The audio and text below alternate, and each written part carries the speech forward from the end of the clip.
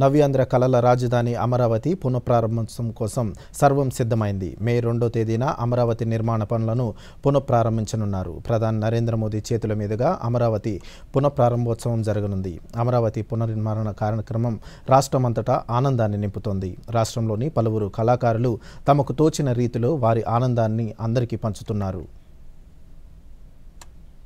తెనాలి పట్టణంలోని శిల్ప కళాకారులు వెంకటేశ్వరరావు తన సృజనాత్మకతతో రాజధాని అమరావతిలో అందరి దృష్టిని ఆకర్షించారు.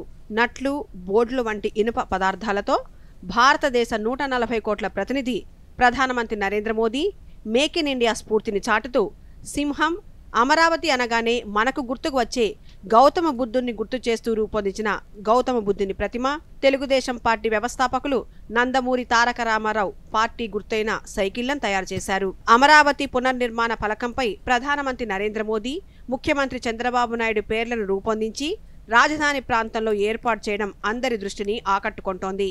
20 రోజుల క్రితం మీడియా ద్వారా భారత ప్రధానమంత్రి అమరావతి పునర్నిర్మాణ ప్రారంభం కోసం అమరావతి రానున్నారని తెలుసుకొని ఇష్టంతో సిబ్బందితో కలిసి రేయింబవళ్లు శ్రమించి లక్షలాది రూపాయలు వెచ్చించి ఈ ఐరన్ స్క్రాప్ పెడస్టల్తో కూడిన విగ్రహాలను తయారు చేసిన శిల్పి కాటూరి వెంకటేశ్వరరావు ఆనందానికి అవధుల్లేవు.